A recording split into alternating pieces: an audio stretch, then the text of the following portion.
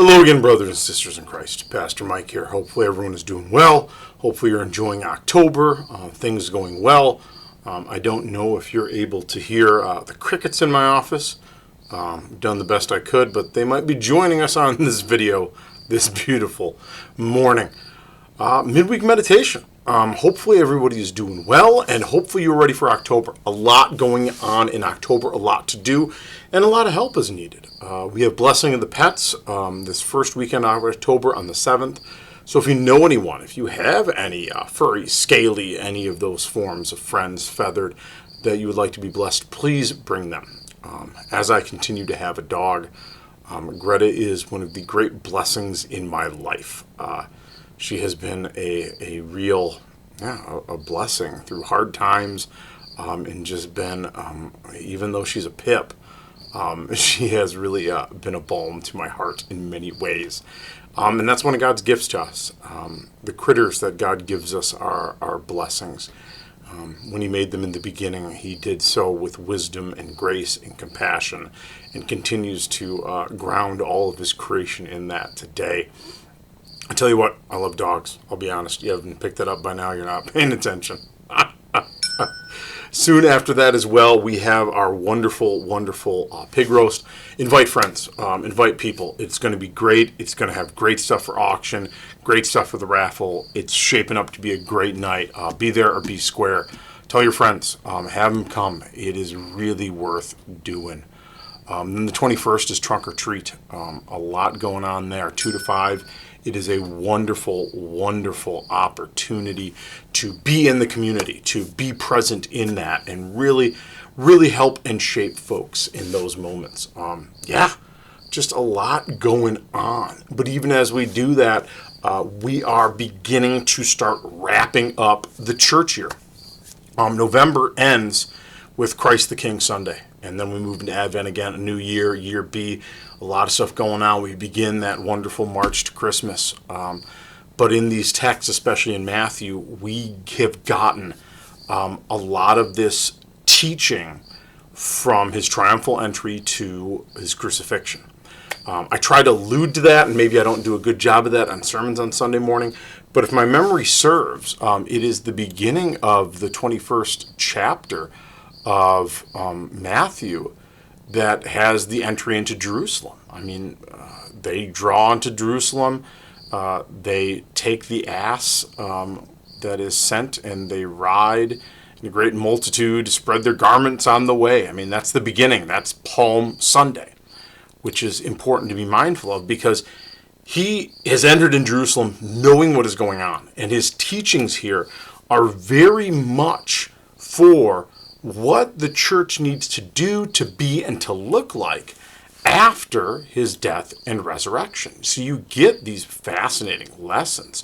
And it's always this vineyard. This vineyard is this image of God's kingdom in these last lessons.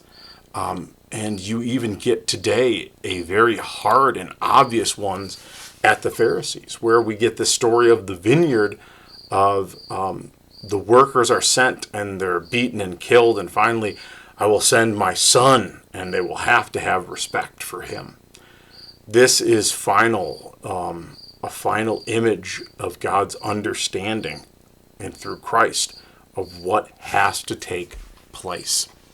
That it is through the death of this son that this Christ is how the vineyard will be restored. It's a hard text. These vineyard texts tend to be hard texts because they point out, in many ways, human failings.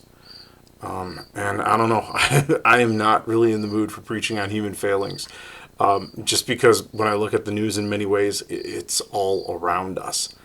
And that is the hard part about preaching sometimes this time of year. The good news of it, and hopefully what we need to pay attention to, is this lesson of how do we receive God. Receiving God through Christ is very important. How do we be aware of when God is coming to us? I know that is a weird question to ask, but Have we ever missed, and you can call them God moments, moments where God is calling us to do something or be something or putting an opportunity in front of us? When I have looked through the rearview mirror, there are moments where I looked back and, maybe I could have done something different there. Maybe I could have done something. I blinked and the moment was gone and I missed it. And I wish I would have done something.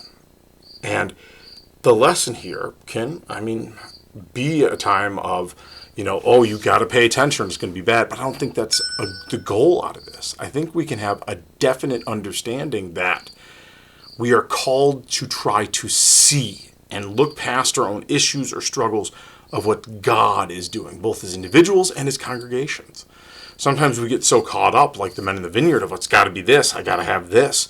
Even the Pharisees, the scribes, no, this is not how God works. Peter had that problem. No, this is not how God works. That we miss what God is doing. But the good news is that God still does what God does. And that's maybe the first lesson for this midweek mission and takeaway. Vision and discernment. And it's important to have vision and discernment, to be able to see. And that takes work, that takes time, that takes energy. And it takes a lot of hard work, working on oneself to grow in kind of that revelation of understanding what God is truly about. But it's worth it, because that is how the world is healed. That's how the vineyard is restored, how the kingdom is brought in. A lot going on there. And that is maybe the prayer for this. My prayer and hope is for vision and discernment for all Christians to be able to see what God is truly calling us to do and to be in a very interesting and changing world. Well, blessings, brothers and sisters. We'll talk to you soon. Bye now.